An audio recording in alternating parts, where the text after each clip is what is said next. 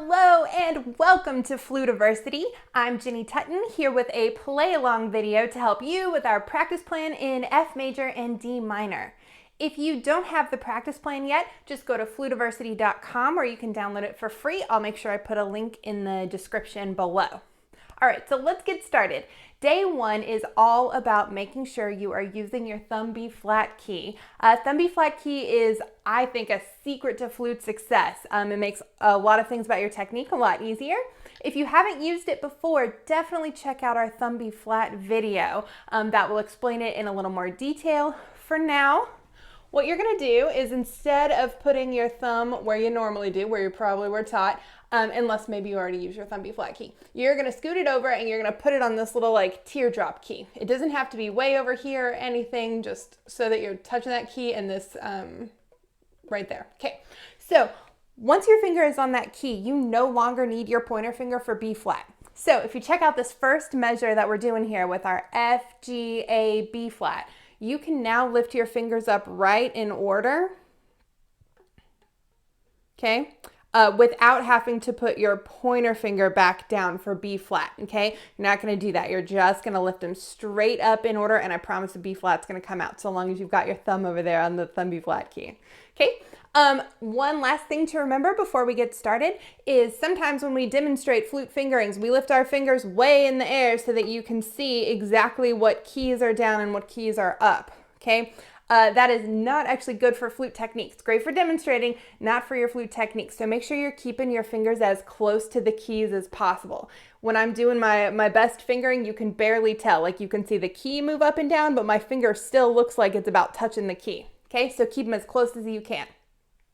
All right, so let's look at measure one. We've got 4 notes and it goes straight in order.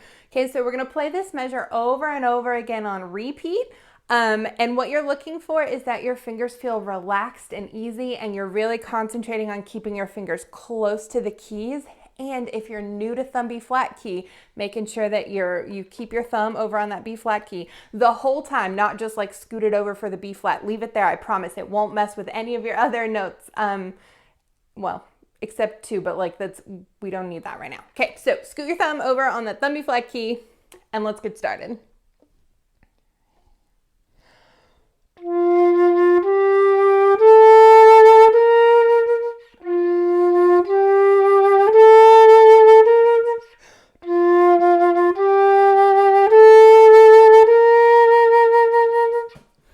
So hopefully that feels pretty easy and relaxed on your fingers.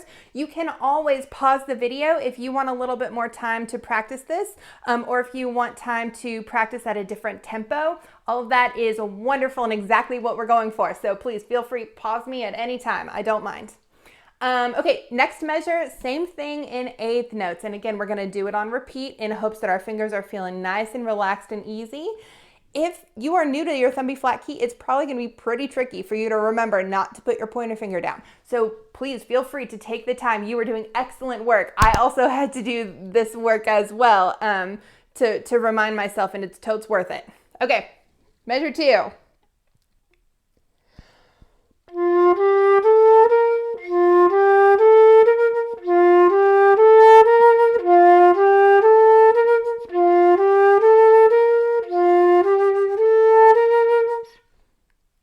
And again, pause the video if you want more time.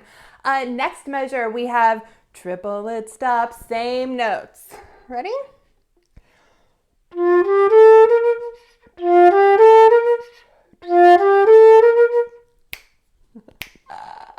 Okay, thank you for giving me my little joke. Okay.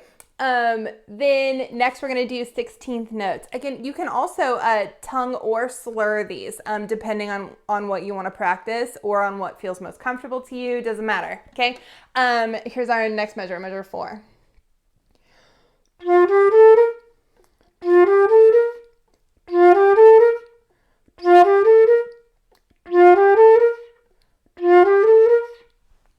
Notice we put that space in there. In that space, your brain is actually doing really important work to like troubleshoot your fingers and like make sure it's telling everybody what to do at the right time, okay?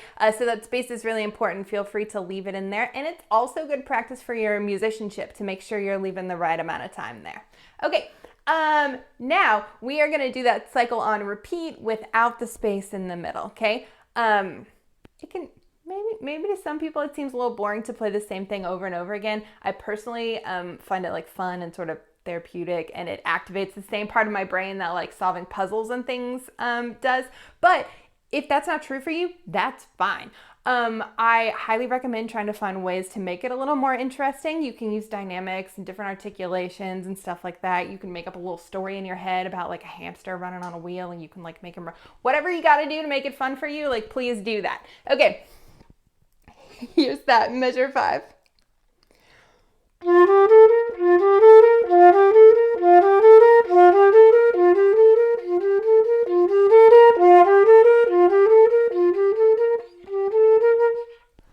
Yay. Okay, now we are working on putting our fingers down, so we're doing everything again backwards.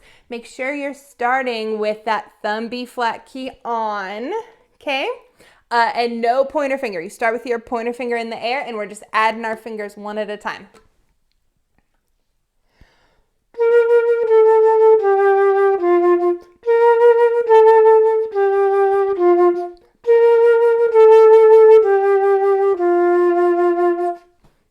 Next measure in eighth notes.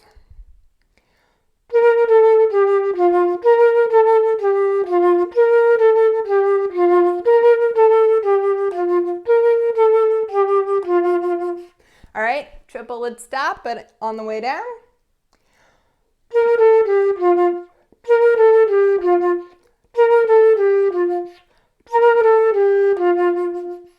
Excellent, and now those 16th notes, but with the space in the middle.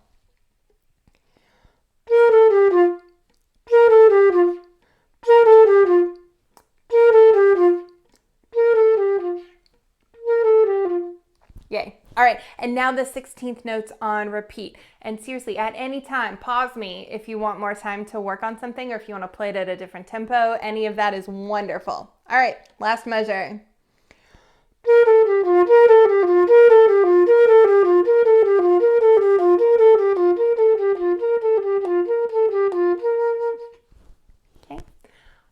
We are going to go through and do the same thing again, but this time we're going to use our handy dandy metronome, okay?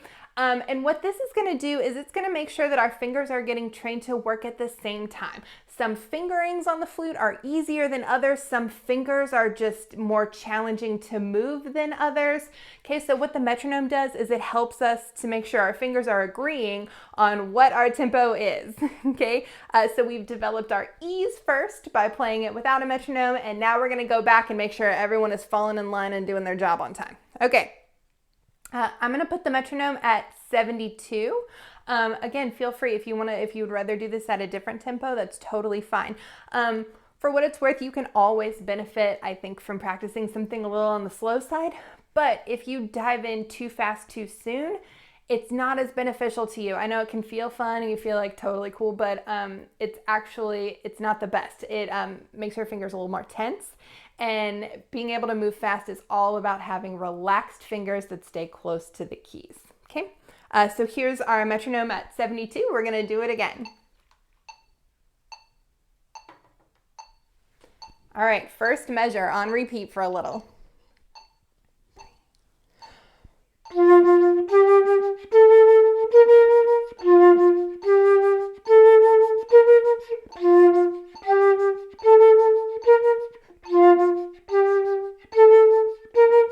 All right, let's go on to eighth notes.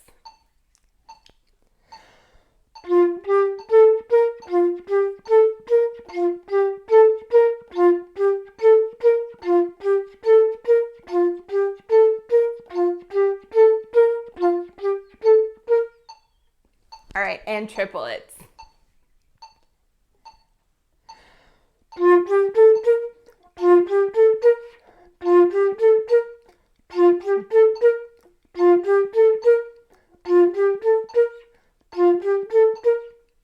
All right, and the 16th notes with the space this time.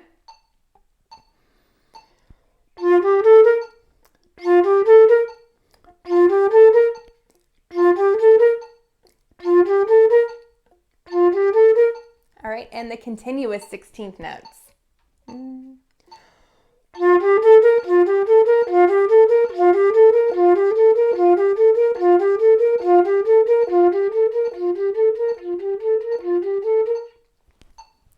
And now we're going to do everything on the way down. Same thing. Here are our quarter notes starting on B flat. Use that thumb B flat key, no pointer finger.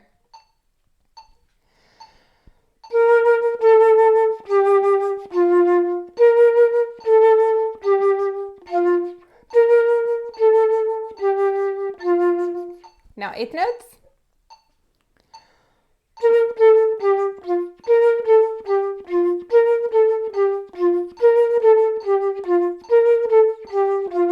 Excellent, and triplets.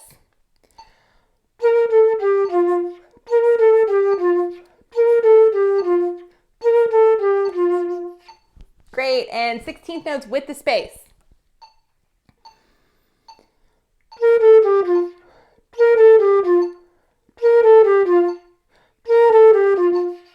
And the 16th notes on repeat this time. Focus on those relaxed fingers, nice and close to the keys. We want this to feel super relaxed and easy. Ready?